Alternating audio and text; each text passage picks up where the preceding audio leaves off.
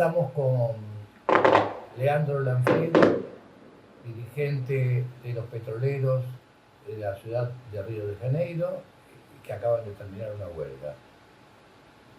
Contanos un poco sobre cómo fue esa huelga petrolera. Bueno, nosotros tuvimos una huelga de 16 días. Fue una de las huelgas más largas e importantes en las últimas décadas. Una huelga que era por demandas de salario, de sueldo, de condiciones de trabajo, sobre todo a los compañeros que trabajan en plataforma, también a los jubilados, pero sobre todo la huelga ponía una cuestión de fondo que es, y tomaba como un tema central, si la Petrobras está para los accionistas o para los trabajadores. Y para nosotros, revolucionarios del MGT, grupo hermano del PTS acá en Brasil, era también una oportunidad para discutir quién es el verdadero dueño de los recursos naturales, de los bienes comunes en Brasil, en Latinoamérica, porque Brasil está incrementando y mucho su producción de petróleo. Petrobras es muchísimo más grande hoy día que era antes. Brasil ya produce más de 5 millones de barriles por día. Y bueno, y Petrobras, que es administrada por el Estado brasileño, pero en beneficio de 45% de accionistas imperialistas que hay en Petrobras. 45% de las acciones están en Wall Street, en la bolsa de valores de Nueva York. Entonces, una huelga dura con el gobierno atacando la huelga, primero con represión policial desde el primer día, después con el judiciario brasileño intentando tornar ilegal o contener cómo se podía hacer la huelga. Y bueno, y la huelga tuvo que enfrentar también la burocracia sindical, que actuó desde siempre contra el desarrollo de la huelga y para que aceptemos los puntos propuestos por el gobierno Lula. Era la burocracia que está conectada al PT, al gobierno, le apoya, no quería el desarrollo de la huelga y militó activamente en contra de la huelga. Y bueno, la huelga avanzó algunas demandas, claro, menos de la posibilidad de una huelga muy fuerte, una huelga que paró, por ejemplo, todas las plataformas de presal de Brasil. Todas las plataformas de Petrobras estuvieron en huelga, o sea, hubo un daño económico incluso a la empresa y a estos accionistas por la huelga en las plataformas. También hubo acatamiento de la huelga en las refinerías, terminales, pero el gran símbolo de la huelga fueron centenas y centenas de trabajadores de plataformas, y bueno, ponía objetivamente ese problema. ¿Quién es el dueño del petróleo? ¿Es el Estado brasileño o el Estado brasileño en beneficio de los imperialistas? Creo que eso se conecta mucho también con pensar antes, ¿no? El Lava Jato, el golpe era para avanzar el imperialismo sobre el petróleo y sobre Brasil como un todo, sobre Sudamérica. Vemos ahora a Trump sobre Venezuela y bueno, día a día el petróleo es menos brasileño. Eso es una cosa que quiero ponerle fuerte. Petrobras hoy día es responsable por 62% de la producción de petróleo de Brasil. En 2013 era 94%. O sea, en un poco más de una década fuimos de 94% para 61%. Y bueno, algunas décadas antes era un monopolio estatal. Entonces hay un claro avance imperialista sobre el petróleo en el país. Y bueno, el pueblo brasileño paga eso con combustibles caros, con problemas ambientales. Ahora hay nuevas exploraciones que no son en beneficio de nadie, porque contribuyen al calentamiento global y a las ganancias de estos accionistas imperialistas. Leandro, hablabas recién de las plataformas del presal. Contá un poco cuántas plataformas son, qué es el presal, cuánto se produce y por qué ese sector fue vanguardia. ¿Cuáles eran los reclamos específicos del personal que trabaja en las plataformas que están mar adentro? Sí, el presal es una provincia, no es bien una provincia, es un tipo de reserva de petróleo que está lejano de la costa, están todos más de 100 kilómetros de la costa y son muy profundas. Tienen como 2.000 metros de agua, después rocas, sal y después está el petróleo. Y bueno, Brasil ya produce, no sé, creo que más de 2,5 millones de barriles día de presal, porque quizás es más que eso. No tengo los datos en mano, pero es muchísimo. Solo el presal es más que cualquier otro país en Sudamérica, creo que incluso México. Es muy importante, es una frontera de producción muy importante a nivel mundial, el presal. Y son como 15 plataformas más o menos en presal. También hay otras de post-sal, ¿no? De antes de la camada de sal. También hay otras más antiguas y que producen un poco menos. Había dos demandas muy importantes de los trabajadores de plataforma. Una es que la Petrobras sacó gente que estaba con su régimen de trabajo como una persona de plataforma. O sea, tiene algunos beneficios porque trabaja a 150 kilómetros de la costa. Se queda 14 días trabajando 12 horas por día, lejos de la familia, lejos de todo. Entonces, tienen condiciones y salarios un poco diferentes. Entonces, sacó gente arbitrariamente de esa condición. Esa era una cosa. Una otra es que frecuentemente, por errores de Petrobras, se retrasan los helicópteros para sacar a los trabajadores de la plataforma para volver a su casa. Y ahí varios no viven acá en Río y pierden su vuelo a su casa en otra provincia, en otra región del país. Y la Petrobras no paga cuando ocurre eso.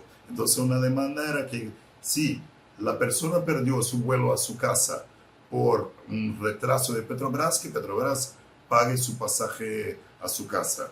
Y avanzó parcialmente en esa demanda. No un pago integral cuando ocurre eso, pero hubo una pequeña cuota financiera que se avanzó gracias a la huelga. Los trabajadores de las plataformas tienen 14 días de trabajo, 12 horas y después 21 días de descanso. Pero, ¿cómo es el personal que está precarizado?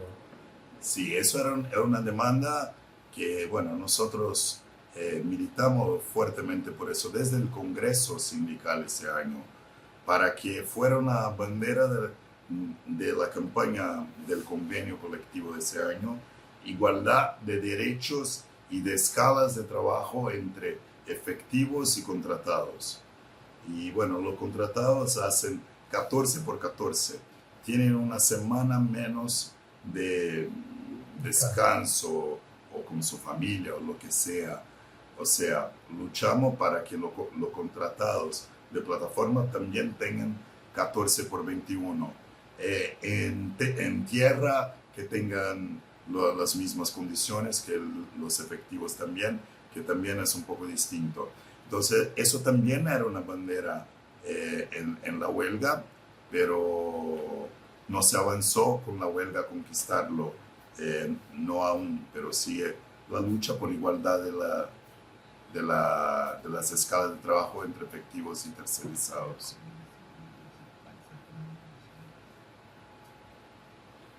¿Cuál fue una de las políticas que yo leí que era tratar de hacer un comando de huelga, una coordinación, y en esos mismos momentos también estaban los correos en huelga. Contanos un poco la lucha que diste vos y los compañeros del MRT en esta cuestión. Sí, es un contexto muy importante eso del correo que tú mencionaste, Titín. Son dos estatales formalmente federales, el gobierno nacional de Lula. Incluso Correo es distinto de Petrobras, que aún no tiene acciones abiertas, es 100% estatal. Y las dos sufrieron un ataque por el gobierno de judicializar la huelga, intentarla hacerla ilegal. Y bueno, nosotros en primer lugar planteamos la unidad de las luchas. Hubo dos manifestaciones en común entre correos y petroleros acá en Río de Janeiro y ocurrieron por insistencia nuestra junto al comando de huelga local de Río de Janeiro. Como hay un claro problema de división entre los petroleros del país, porque hay una fuerte burocracia en varios otros sindicatos y una burocracia que está conectada con el gobierno Lula y no quería la huelga o fue forzada a entrar y ya quería salir, encontrar maneras para salir de la huelga. Entonces nosotros planteamos desde el principio que era necesario un comando nacional de huelga con delegados elegidos en las asambleas de huelga. Bueno, se tardó a lograr aprobarlo y al final no se implementó, pero creo que es una lección muy importante que la ausencia de un comando como ese hizo más sencillo para la burocracia, pero no fue sencillo para la burocracia, pero con un comando sería más posible para que los trabajadores se unieran y impidieran la burocracia de traicionar la huelga, lo que logró hacer, pero tardó. La burocracia necesitó mucha ayuda de la compañía del gobierno para terminar la huelga. La burocracia quiso terminar la huelga el 22 de diciembre. Logró terminar en un par de sindicatos el 23. Fue derrotada en varias asambleas y se mantuvo en más de mitad de los sindicatos, y que mitad de los sindicatos, pero que representan 80% de la producción, más del 70% del personal de la empresa. O sea, fueron los locales menores que la burocracia logró al principio. Y después la empresa actuó para poner a rompehuelgas, a ir a asambleas, y logró y también la burocracia contó con grupos que también son del gobierno, como el PSOL, en sus sindicatos para apoyar a salir de la huelga y ir aislando los sectores combativos que querían permanecer en huelga, sobre todo los compañeros de plataforma, y poco a poco, bueno, hasta el momento que vimos nosotros acá en Río, como el último sindicato que quedaba a la noche del 30, y ahí los trabajadores evaluaron que a pesar de no tenemos acuerdo con el convenio tal como está, ya no había más condiciones por el judiciamiento de la huelga por un lado y el aislamiento logrado por la burocracia, bueno, que había que suspender la huelga y bueno, y seguir preparando desde nuestro punto de vista del MGT la batalla por autoorganización de los trabajadores para que la base sea quien determine los pasos en la huelga, en las luchas, y la unidad de las filas de tercerizados y efectivos es un tema muy importante para nosotros, y bueno, y hacer un cuestionamiento antiimperialista sobre quién es el dueño del petróleo del país y cómo los petroleros tienen que ser tribunos de los problemas que sufren los trabajadores del país en relación a la salud, a educación, vivienda. El petróleo se usa para ganancia imperialista y no para las necesidades del pueblo brasileño. Me quedan dos preguntas. Una, que hay dos federaciones, entonces cuentes un poco de eso. Y la otra, que tenés una camiseta que dice ni una gota de petróleo para el genocidio y el papel, el rol que vos vos cumpliste en esa denuncia? Bueno, son dos federaciones petroleras. Son 18 sindicatos petroleros en el país. Brasil tiene una legislación más o menos parecida con la Argentina al respecto de sindicatos. El Ministerio de Trabajo que determina si es oficial ese sindicato o no. Y bueno, son 18 por regiones del país. Y son bastante desiguales en su importancia los 18. El de Río de Janeiro solo es 40% del personal de Petrobras y más de 30 y poco por ciento de la producción solo ese uno de los 18. Hay una federación con más sindicatos, que es la más histórica, que es la Federación Única de los Petroleros, UPI, que es de Cuchi, es dirigida por el PT. Y bueno, que actúa siempre en defensa del gobierno y no importa en última instancia las demandas de los trabajadores si éstas están en choque con el gobierno y la necesidad de blindarlo. Y la otra, que el sindicato Río de Janeiro es parte, es Federación Nacional de los Petroleros y que tiene una ubicación más de independencia en relación al gobierno. Bueno, y en esa huelga se quedó muy patente eso. El principal dirigente de la FUPI actuó locamente para que se salga de la huelga y bueno, cuando terminó el video salgan de la huelga, como una hora después publicó: ahora ya terminó mi misión como dirigente sindical, ahora mi reto son las elecciones de 2026. Bueno, pues su misión como dirigente sindical era romper la huelga, no era el triunfo de la huelga. Eso es bastante llamativo de lo que son. Y bueno, y por eso la necesidad, como decía antes, de un comando de huelga, de que la base controle las decisiones. Y bueno, mi camiseta, bueno, es una campaña que nosotros del MGT conducimos, pero también es algo que aprobamos en los congresos, primero del Sindicato de Río de Janeiro, después de la Federación Nacional de Petroleros, FNP, que estamos en contra de la venta directa o indirecta de cualquier gota de petróleo brasilero a Israel. Y bueno, estamos por la ruptura de las relaciones comerciales, diplomáticas y militares de Brasil con el Estado genocida.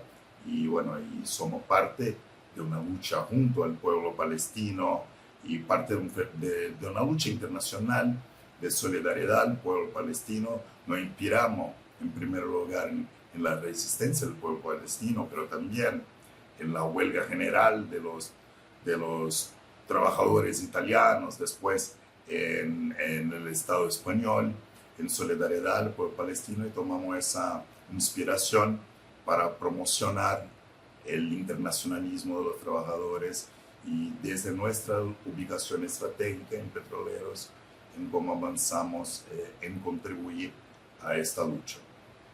¿Puedo decir que el gobierno de Lula le está vendiendo petróleo a Israel?